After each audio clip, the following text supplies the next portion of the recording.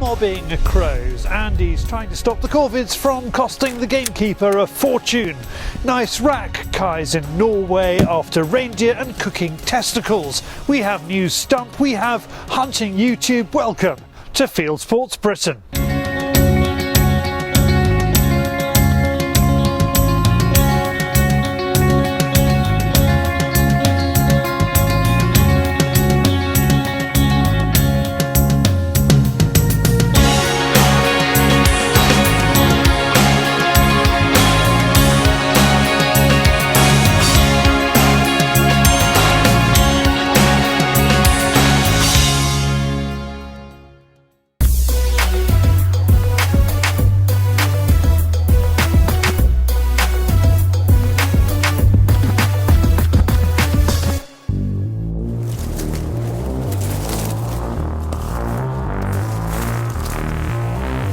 It's unheard of for a gamekeeper to agree to any mid-season shooting near their cover crops, let alone their rearing pens. Yeah. But this morning, Crow is on a mercy mission. He's losing probably 1.5 to 2 tonne a week of feed out of the feeders. But he's got so many crows coming here, and that's without what he's feeding on the feed rise. He said the crows are just coming in behind him. I come up here day before yesterday and watched them. There's probably a couple of thousand just feeding on this cover crop, and that's without all the rest there is about. There's thousands here at the moment. What they do is they come, they land on here and they hang upside down and peck at them. And they strip all the outer casing as well. That's all that's left on that one. And it's the same right the way down through here. There's about 3.5, 4 acres, and they've taken the corn out of most of it. Having studied the flight patterns, he's come up with a plan. We'll show you more of the decoys set up in daylight. Their flight lines are usually straight through here in the morning, and it's constant for probably 2 hours. And I was hoping to really wind into them this morning, but with the wind up their backside, they won't like that. So they'll probably go out wide of us. They'll find a different way in, and hopefully they will still come up here, get it out of the lee of the wind and come up along this shore, but we'll see.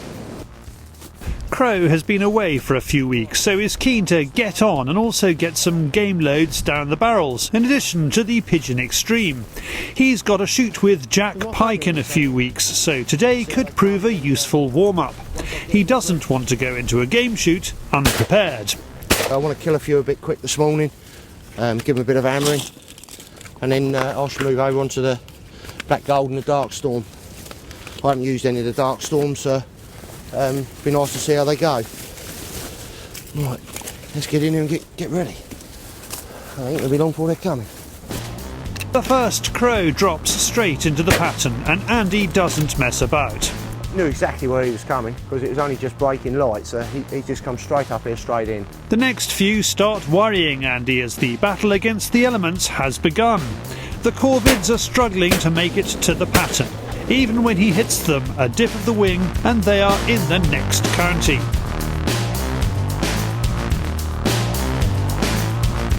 A jackdaw shows the crows how to do it. You lose them.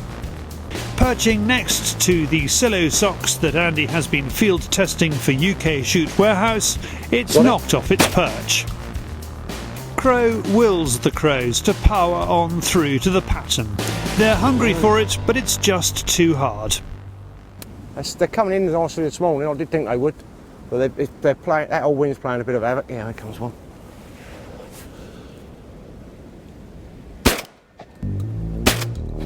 That's it hard, but the jackdaws show them how to do it, and Crow gets off a few shots. Plan B, and Andy decides to take the party to them.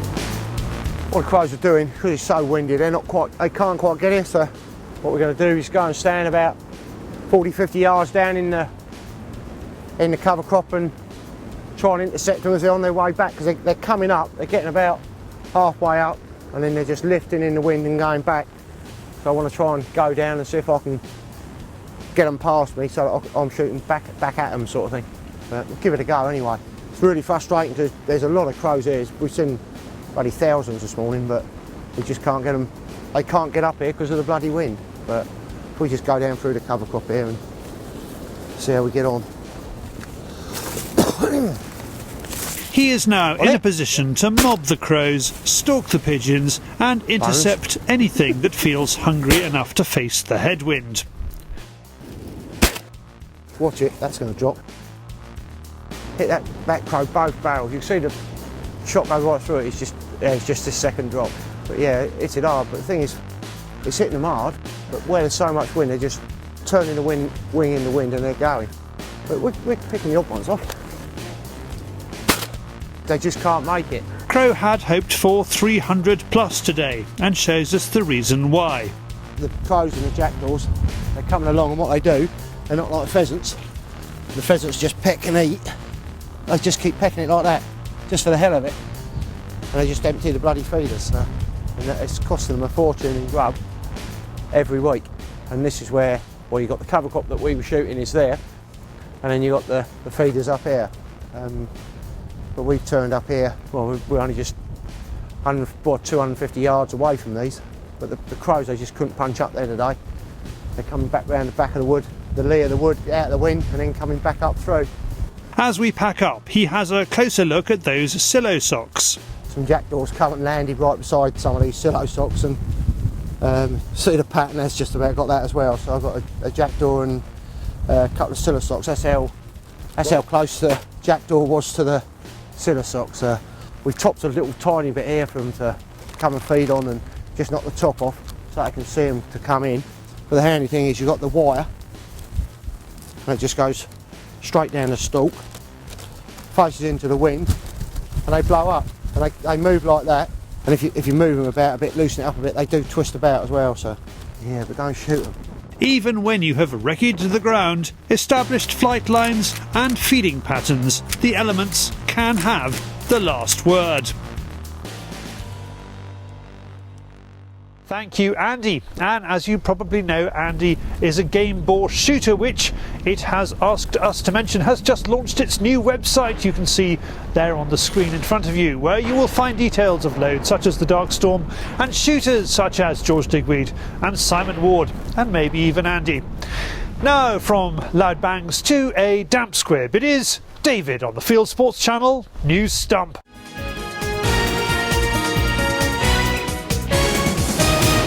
This is Fieldsports Channel News. A US Army sergeant and former beauty queen has been charged with illegally shooting a grizzly bear in Alaska. Teresa Vale, formerly Miss Kansas and a host of a hunting TV channel, is charged with killing a grizzly bear in May without possessing a state bear tag for the animal. The story goes she shot a grizzly bear for which she had a tag, gave it a second shot, but fired and killed a second bear instead. Prosecutions under Tony Blair's Hunting Act have been thrown into doubt after links between an expert witness and the League Against Cruel Sports were exposed. Lax withdrew its case against the Lammerton hunt when asked to reveal its relationship with independent fox expert Professor Stephen Harris from Bristol University. The Countryside Alliance is now asking for a review of cases where Professor Harris has been used. In the past 4 years, 7 people have been convicted of hunting offences at trials where he was called as the expert witness. Conservationists in Romania have joined with hunters to try and save a threatened bird. The National Association of Romanian Hunters has announced a temporary ban on shooting the red-breasted goose around Lake Alba. One of the smallest goose species in the world, the lake is the winter home of 20% of the world's population. The deer bag is up in the USA, according to early reports. Ohio hunters have killed 73,399 white-tailed deer so far, a 12% increase on last year. Annually, Americans shoot around 6 million white-tailed deer a year. And finally, the Antis want to kill a nun. A Roman Catholic diocese in Pennsylvania has taken down the Facebook photo of Sister John Paul Bauer's 10-point white-tailed buck, which she shot in a high seat just after saying the rosary. Initial comments were largely positive, but as the page neared 1.5 million views, animal rights activists began taking offence and posting death threats, obscene comments and photographs. You are now up to date with Fieldsports Channel News. Stalking the stories, fishing for facts.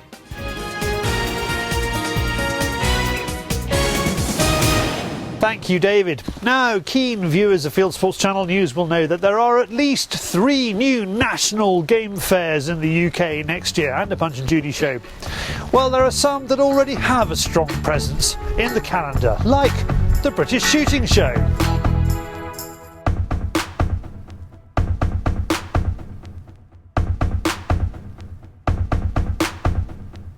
See you there.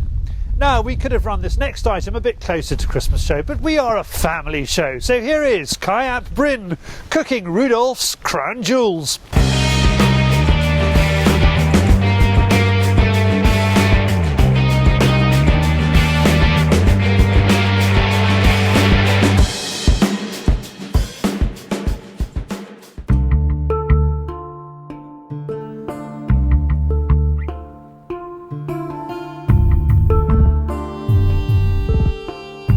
Kai is in the privileged position of having a personal invite to shoot Norwegian reindeer. His first buck was one of a large herd intercepted as they migrated across this mountainous terrain.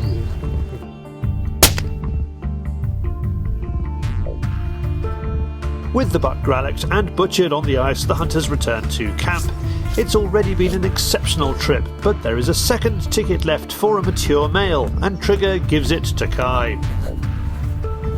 The day starts with binoculars scanning the mountains. This is what they are after, a mass of animals swarming across the landscape. But can they get in front of them? It's a waiting game, but it means that Kai has a chance to learn more about these deer. We just see a massive group across the very top of the mountain.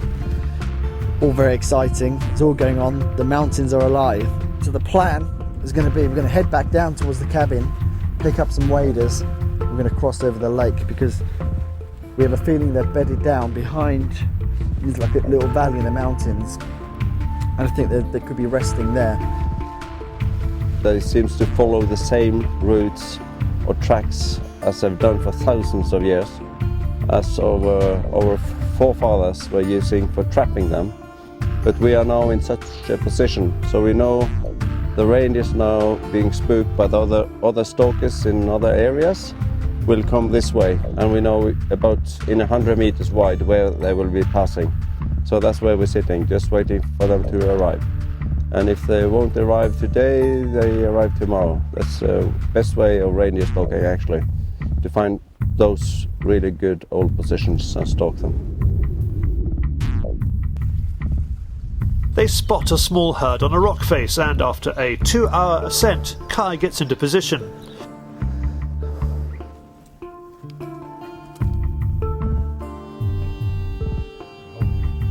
Trigger points out the buck to take. They want one past his prime.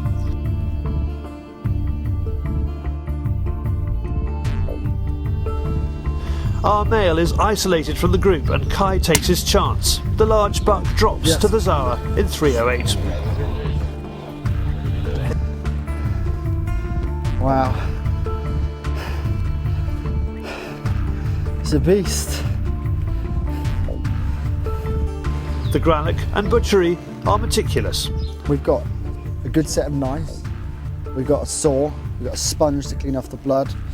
And from then on, once we start skinning and taking the meat off, we bring it over here onto this sterilised sheet where we'll lay the pieces of meat where they will dry off slightly before putting in the rucksack. Now we've got these sterilised cloth bags that we put the meat inside.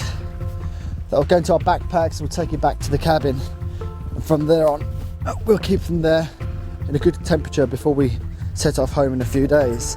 But the first stage now is we've grallocked it, we'll start butchering. Reindeer. All the meat will be taken off the mountain in rucksacks, apart from the offal. Even though the Chernobyl nuclear disaster was nearly 30 years ago, it still leaves its mark. It is contaminated. They're just telling me that the kidneys and the liver, they don't really eat these here because of the Chernobyl disaster in '86, that the wind came in this direction and heavily contaminated the soil and the landscape, and there's still traces of it now. So where the rest of the animals okay, where it collects in all these kidneys and liver, they prefer not to eat these. There's plenty for Kai to cook with, including the large heart. So with the heart, you cut a certain way, try to put it back together. You cut down and around and that will open up into one piece. So we can smoke this, slow cook it, cut it up, make some delicious eating out of that. But the heart will have to wait, for tonight Trigger has told Kai that testicles are on the menu. Put the meat on the sheet for a while so it dries out with the wind, so nothing's leaking too much. So it's all contained. We'll wrap that up and we'll take that back to the cabin. Just in case they don't go down as well as Trigger hopes, Kai is also rustling up a stew using reindeer shoulder. It's been quite a long day, so I think a good hearty stew will be well deserved. So in here right now we've got just over about a kilo of diced shoulder, some onions, and a bit of garlic, seasoning, cooking in butter.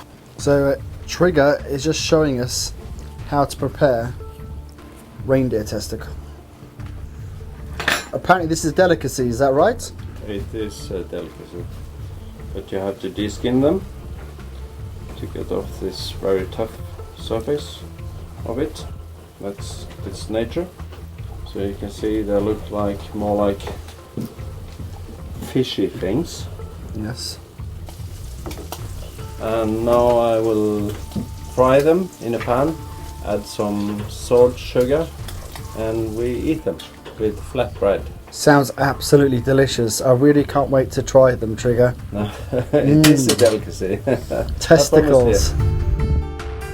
We can also add, for the taste of mountains and wilderness, some fat from this same buck.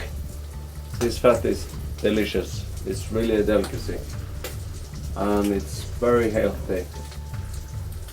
I mean, these low carb people eating so much unhealthy fat, they will die of it, but this one they can eat. But they should have to pay like $1 million a kilo because it's very hard to get. It's simple, but the ingredients are hard to come across. So what does the game cook think? The saltiness of the fat, the texture of the testicle.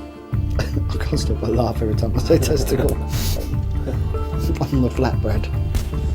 It's a very good combination, and this is a good type of fat. So thank you very much, Trigger, and everyone here. Yuk letak. Edible by all accounts.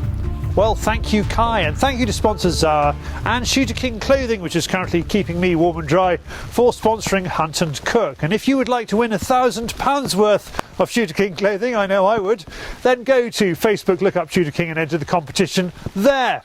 Now let's go to the wider world of hunting and shooting on YouTube. It is Hunting YouTube.